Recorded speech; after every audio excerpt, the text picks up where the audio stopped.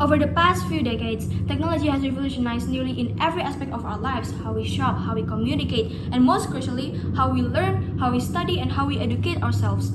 We shifted to this type of technology from how we experienced the pandemic of COVID-19, where education shifts from physical class to digital platforms such as Google Classrooms.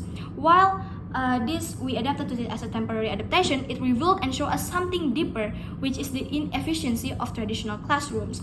Now, currently, many of university students return to physical and in-person class, but still relied on online tools for submissions, for lectures, and also resources. However, this system is inconsistent, underfunded, and often reserved only for emergency uses.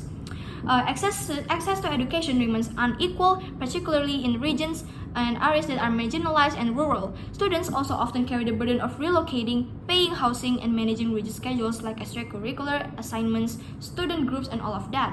And therefore, we on the proposition side strongly support the motion that this House would move online tertiary education permanently online. We believe this move and shift is not only logical but necessary to ensure accessibility, adaptation, and the sustainability of education in this 21st century.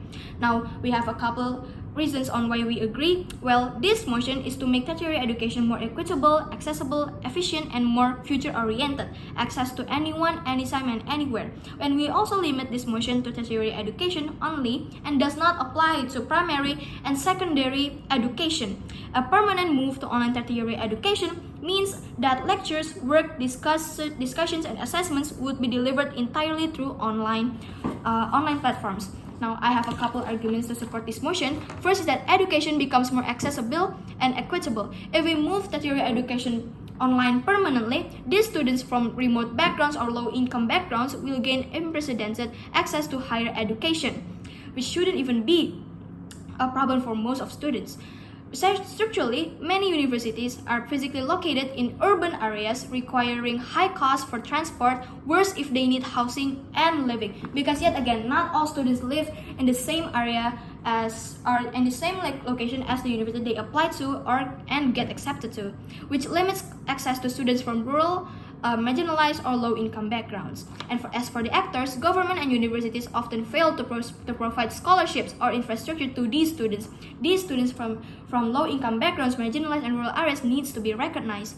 And status quo, currently, many youths globally are out of school. We're talking about millions, 200 plus millions, 270 millions of these youths are unable to enter universities due to geographic and financial barriers. UNESCO revealed how during the pandemic, online learning enabled many students, especially those in conservative regions, marginalized, and rural areas, to access education for the first time ever. Therefore, moving tertiary education online permanently removes these barriers permanently and fulfills the global mandate of education for all. And I have for the second argument is that online education is more adaptable and cost-effective because it allows flexible schedule and cheaper operations, increases student engagement and institutional efficiency. First is maintaining large campuses, utilized and in-person administration can be quite costly and can be quite wasteful. And also, by online education, professors can design content that can be reused, scaled, and personalized using technology, such as using Canva, PowerPoint, or something like that in similar. And in status quo, in-person learning requires asynchronous attendance, where student has to attend the class or the course at the same time as the professor and at the same time as the other classmates. But again, not all students have the time because some students need part-time jobs.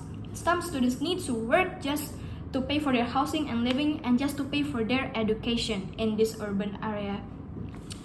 Okay, so Harvard, and I have a couple of evidence is that Harvard and MIT online classes or courses attracted over 1 million global learners, demonstrating that quality education can scale massively and cost effectively online. Thus, by going fully online, tertiary education becomes more efficient and sustainability economically and environmentally. Also, this would not exclude students with disabilities because it is an online tertiary education where they have someone to help them. They have someone by their side 24/7. Now, why is this motion so important to debate? Because education is the foundation of economic mobility, human development, and innovation. The format in which it is delivered affects billions. Debating this helps us reimagine how to educate efficiently and inclusively in this digital age and day. We believe that this is justified because it reflects real-world demands and possibilities, addresses education inequality and labor market needs at all costs. Now, how will we implement this regulation? Well, execution would involve national government funding broadband infrastructure and providing digital devices, universities retraining staff and converting courses to asynchronous class formats where not all students have to attend this class at the same time as the others or at the same time as the professor, so they can manage the time themselves. And accreditation bodies updating standards for online qualification.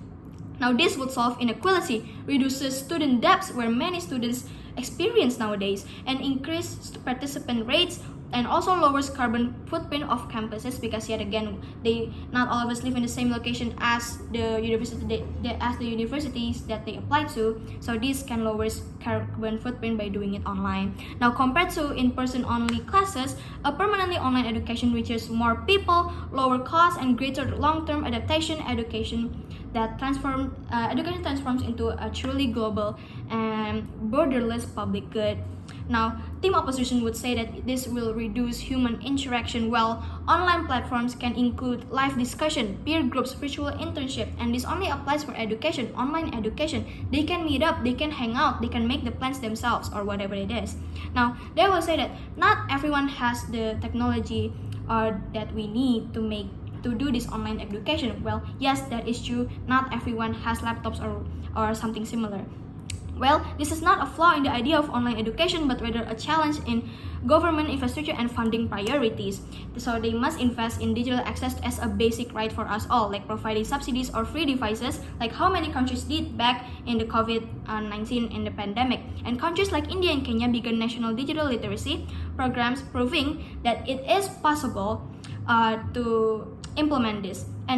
And by the way, traditional classroom already excludes a lot of things like remote areas that can afford to relocate, or students with disabilities or caretaking responsibilities.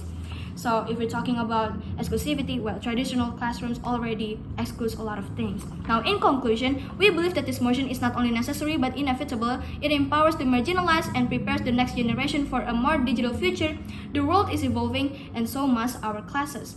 Education is the most powerful weapon which you can use to change the world. Now let's make sure that this weapon is accessible to all and not locked behind a wall or buried or locked behind problems like financial or location or geographic problems. So we as a team opposition are proud to propose this motion. Thank you.